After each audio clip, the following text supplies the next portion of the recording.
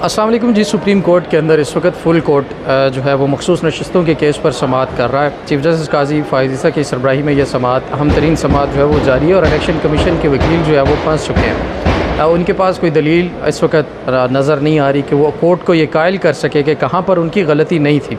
हालांकि election commission जो दलीलें इस वक्त दे रहा है वो तमाम की तमाम इस तरह से महसूस हो रही है जो कि हवा में बातें हैं।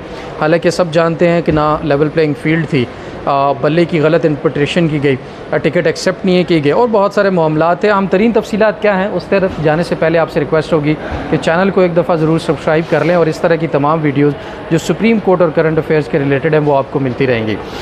इस वक्त सिकंदर बशीर महमद साहब जो है वो इलेक्शन कमीशन के वकील हैं और सुप्रीम कोर्ट के सामने इस वक्त अपने दलाइल जो हैं वो रख रहे हैं। जबकि एक अहम तरीन नुकता पिछली समाअत से एक दिन पहले जो आखिरी दो समाअतें हुई थी उसके अंदर उठाया गया था। उसके अंदर जजेज़ ने साहबजादा हामिद रज़ा के कागजात नामज़दगी मांगे थे और वो इलेक्शन कमीशन की तरफ से पेश किए गए। उसमें ये समझा जा रहा था कि साहबजादा हामिद रज़ा ने तहरीक इंसाफ लिखा होगा और उसके बाद हम उनसे ये पूछ सकेंगे कि अगर आप तहरीक इंसाफ में आए हैं तो सुन्नी इत्तेहाद काउंसिल छोड़ी होगी और सुन्नी इत्तेहाद काउंसिल छोड़ने के बाद तहरीक इंसाफ के कागजात नामज़दगी जमा कराने के बाद फिर अब दोबारा सुन्नी इत्तेहाद काउंसिल के चेयरमैन कैसे हो सकते हैं।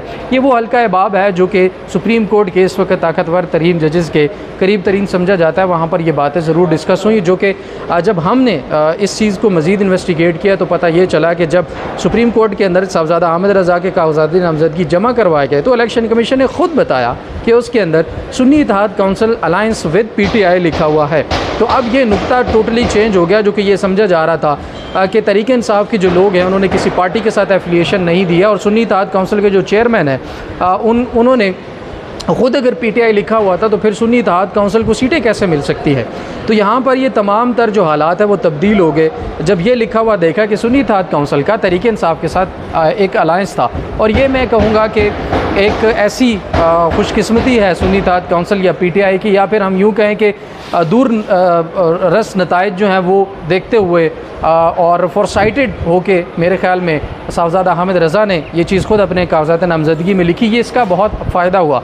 उसके बाद सुप्रीम कोर्ट के अंदर तमाम तर हालात तब्दील होना शुरू हो गए। समाअत मुलतवी होगी, फिर 2 दिन के बाद समाअत रखी गई। इलेक्शन कमीशन के वकील ने फिर अपनी तैयारी की, फिर अपने दलाइल दिए और आज फिर इलेक्शन कमीशन के वकील जो हैं वो अपने वही दलाइल जो है वो बार बार रिपीट कर रहे हैं और जजेस के बार बार वही सवालात है। और जो सिकंदर महमद साहब है वो उन सवालात के जवाबात देने से कासिर हैं, क्योंकि अगर वो एक अपनी बात के ऊपर स्टैंड करते हैं तो दूसरी से मुकरते हुए नज़र आ रहे हैं, दूसरी पर स्टैंड करते हैं तो तीसरी से मुकरते हुए नज़र आ रहे हैं। अल्टीमेटली जब तक वो एक गलती जो मैं बार बार हर जगह पर बात कर चुका हूँ कि जब तक इलेक्शन कमीशन की तरफ से तहरीक इंसाफ के लोगों को आज़ाद डिक्लेयर किए जाने का फ़ैसला अंडू नहीं होगा, जब तक उसको रेक्टिफाई नहीं किया जाएगा ये मामला ये गुत्थी मज़ीद उलझती ही चली जाएगी। और अगर फ़ैसला तहरीक इंसाफ या सुन्नी इत्तेहाद काउंसिल के ख़िलाफ़ दिया जाना है तो फिर कोई दलील मैटर ही नहीं करती। चीफ जस्टिस काजी फ़ाइज़ ईसा साहब ने बल्ले के निशान की तरह कोई भी एक नुक्ता उठाना है और कहना है जैसे तब कहा था कि इंटर पार्टी का इलेक्शन करवाए ही नहीं गए,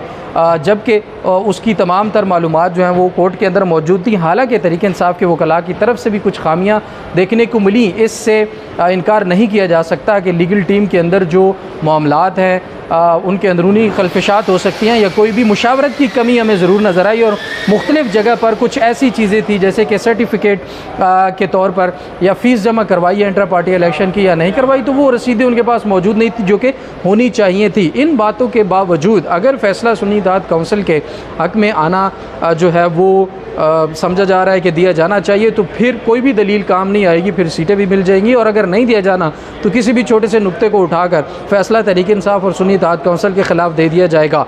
लेकिन अब यहाँ पर जो मामला है उसमें एक चीज़ और जिक्र करता चलूँ कि चीफ जस्टिस काजी फ़ाइज़ ईसा के लिए ज़ाती इंटरेस्ट का ये सवाल है और अगर ये फ़ैसला तहरीक इंसाफ और सुन्नी इत्तेहाद काउंसिल के ख़िलाफ़ जाता है तो फिर हुकूमत को इस वक्त 224 प्लस यानी 2/3 मेजॉरिटी पार्लियामेंट के अंदर मिल जाएगी। हालांकि सेनेट में उनके पास मौजूद नहीं है, फिर भी उन्हें आईनी तरमीम करने के लिए सेनेट में भी अक्सरियत दरकार होगी, लेकिन उसके लिए भी कोई तरीका निकाला जा सकता है। लेकिन बज़ाहिर पार्लियामेंट के अंदर उनको 2/3 मेजॉरिटी मिल जाएगी और फिर जो हुकूमत आइनी तरमीम लाने की या जुडिशल पैकेज लाने की बातें कर रही है, उसके तहत चीफ जस्टिस काजी फायज़ ईसा को एक्सटेंशन भी दिए जाने की बातें हो रही हैं। तो इस वक्त ये पर्सनल इंटरेस्ट और कॉन्फ्लिक्ट वाली बात है। तो चीफ जस्टिस काजी फायज़ ईसा को इस बेंच में बैठना ही नहीं चाहिए था, और मेरे ख्याल में ये फुल कोर्ट बनाया ही इसीलिए गया है कि चीफ जस्टिस काजी फायज़ ईसा, बल्कि मेरी इन्फॉर्मेशन के मुताबिक, मेरे ख्याल में नहीं, ये एक कन्फर्म इन्फॉर्मेशन थी कि चीफ जस्टिस काजी फायज़ ईसा इस बेंच में बैठना चाहते थे, इसीलिए फुल कोर्ट बनाया गया। पहले ये कंसिडर हुआ कि जो मुस्तकबिल में चीफ जस्टिस नहीं बनेंगे या पहले रिटायर्ड हो जाएंगे चीफ जस्टिस बनने से, उन पर मुश्तमिल एक बेंच बना दिया जाए और फिर वो ये इस केस का फ़ैसला करें।